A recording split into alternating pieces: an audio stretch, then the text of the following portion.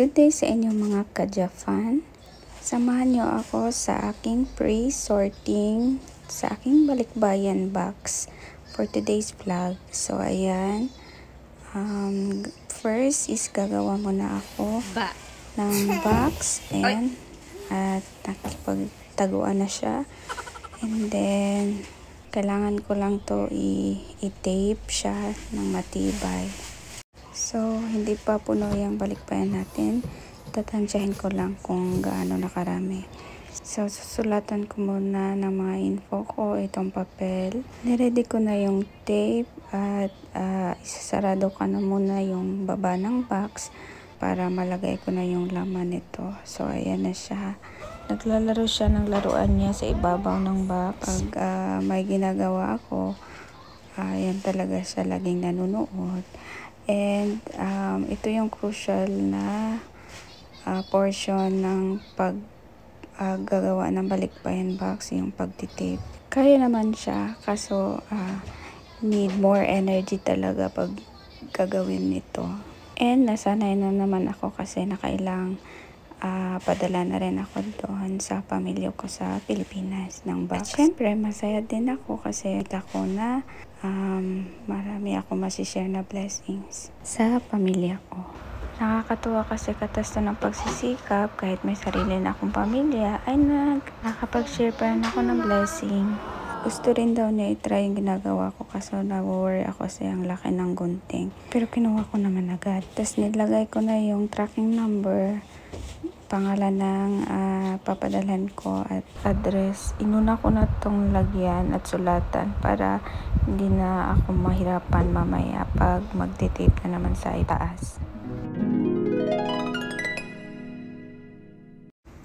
Sinulatan ko na rin itong papel, lalo na yung mga ilalagay sa loob ng box para hindi na ako mahirapan magbilang, para dire-diretso na ako hanggang sa mapuno at masarado ko na ang box.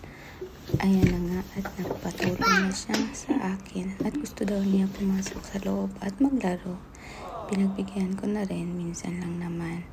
Niready ko na rin ang mga gamit at iba pang foods and snack na ilalagay ko sa loob. Medyo madami-dami na rin ang naipon ko, kaya tatansyahin ko na kung gaano nakarami para sa susunod na mamili kami ay konti na lang ang idadagdag ko. Hindi mawawala ang mga chocolates and cup noodles na always present kapag nagpapadala ko sa Pilipinas. Isama mo na ang masasarap na snacks, nori, furikake, candies at mga ready to eat na pagkain. Halos lahat yan ay paborito nila, lalo na marami din ako ng mga pamangkin na gustong-gusto ang lahat ng pagkain na galing dito sa Japan. May mga nakita din akong mga mura na ibang gamit at ayan, at binili ko na kasi minsan lang ako makatiming ng mga murang gamit. Kasi pabago-bago ang season sa Japan, kaya hindi all the time ay available ito. Mabibili mo ito ng mura, kaya binili ko na at inipon ito. Gusto kasi namin na matikman nila ang iba't ibang pagkain sa Japan. Kasi kahit hindi man sila makapunta dito, at least matikman nila ang iba't ibang pagkain at inumin na galing sa Japan. Sinimulan ko na ilagay sa loob ng box sa mga gamit, isa-isa. Mukhang madami-dami na rin ito at kailangan ko pang pagkasyahin lahat sa loob. Inuna ko na itong matitigas para balanse sa loob ng box at inuli ko na itong magagaan lang para walang masira o mabasag sa loob ng box. Hindi naman araw-araw Pasko, kaya kailangan talaga mag-ipon at magtipid para marami kaming ma-share na blessing sa pamilya ko.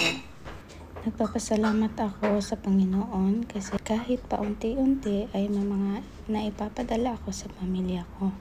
Nakakahappy sa puso na dati nag-crave lang ako ng mga ganito, ngayon ako na bumibili at nagpapadala sa kanila.